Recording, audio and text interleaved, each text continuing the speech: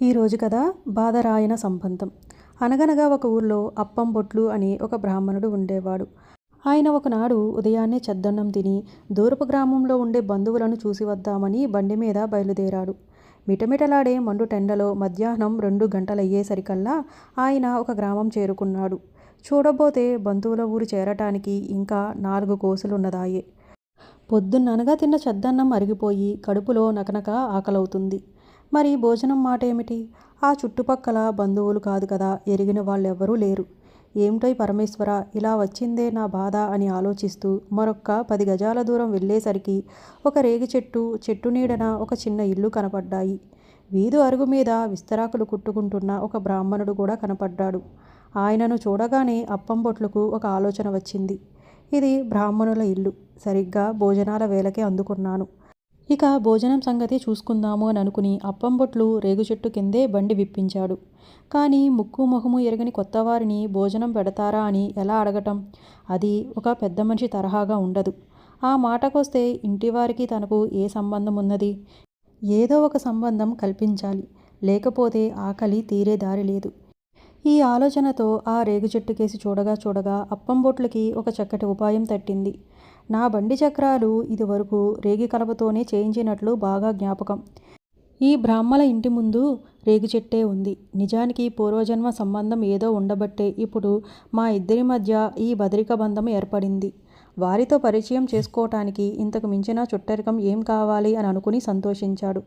ఒకవేళ ఇంటివారు మన బంధుత్వం ఏమిటండి అని అడిగితే అప్పటికప్పుడు టకీమని జవాబు చెప్పేయవచ్చు అనుకుని నిశ్చయించుకున్నాడు. వెంటనే అప్పంబొట్లు చరచరా లోపలికి పోయి బట్టలు విడిచి కొయ్యకు తగిలించి అంగవస్త్రంతో స్నానానికని నూతి వద్దకు వెళ్ళాడు. అంత చనువుగా ప్రవేశించిన అప్పంబొట్లుని చూసి వీధి అరుగు మీద విస్తరాకులు కుడుతూ కూర్చున్న ఇంటి యజమాని బహుశా ఆయన తన భార్య వైపు బంధువై ఉంటాడు అనుకుని తన పని తాను చేసుకుంటూ ఉన్నాడు. స్నానం కాగానే మడికట్టుకుని భోజనానికి తయారైన అప్పంబొట్లుని చూసి, ఓహో, ఈయన నా భర్త వైపు బంధువు కాబోలు, వారే లోపలికి పంపించి ఉంటారు, తగు విధంగా మర్యాద చేయకపోతే బాగుండదు అనుకుని ఆ ఇంటావిడ ఏ లోపమూ రాకుండా భోజనం పెట్టింది. భోజనం అయిన తర్వాత అప్పంబొట్లు పంచెలో ఉన్న ఖాళీ మంచం పైన పడుకుని బడలిక తీర్చుకున్నాడు. పొద్దు దిగి కొంచెం చల్లబడగానే బట్టలు వేసుకుని ఆయన మళ్ళీ బండి కట్టించాడు. అంత అకస్మాత్తుగా ప్రయాణమైపోతున్న అప్పంబొట్లును ఇంటి యజమాని చూసి ఆశ్చర్యపోయాడు. వెంటనే భార్యను పిలిచి, ఆయన నీకు ఏ వరసవాడు? వచ్చి రావటంతో అంత తొందరగా వెళ్ళిపోతున్నాడేమిటి? ఈ రోజుకి ఉండమనలేకపోయావా అని అన్నాడు. అయ్యో, బాగానే ఉంది. అతను నాకు ఏ వరసా కాడు.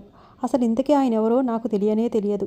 మీ తరపు బంధువేమో అని నేను పలకరించలేదు అని ఆమె బదులు చెప్పింది. ఆయనెవరో నాకు అంతకంటే తెలియదు. మీ అమ్మగారికి సంబంధించిన దగ్గర బంధువులే ఉంటారనుకుని నేను అసలు పలకరించనే లేదు. సరే, మోసపోయామనుకుంటా అని అతను అప్పంబొట్లు వద్దకు వెళ్ళి, అయ్యా క్షమించాలి, మనకు గల బంధుత్వం జ్ఞాపకం సరిగ్గా రావటం లేదు. మీరేమీ అనుకోకుండా సెలవిస్తారా అని నిష్కపటంగా అడిగాడు. దానికి అప్పంబొట్లు చిరునవ్వు నవ్వుతూ, బంధుత్వం లేకేమండి, అస్మాకం బదరీ చక్రం ఉస్మాకం బదరీ తరువు బాదరాయన సంబంధం యాయాం వ్యయం వ్యయః.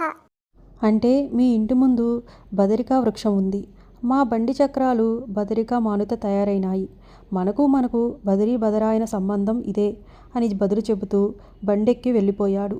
ఈ వింత సంబంధం తెలియగానే దంపతులు తెల్లబోయారు.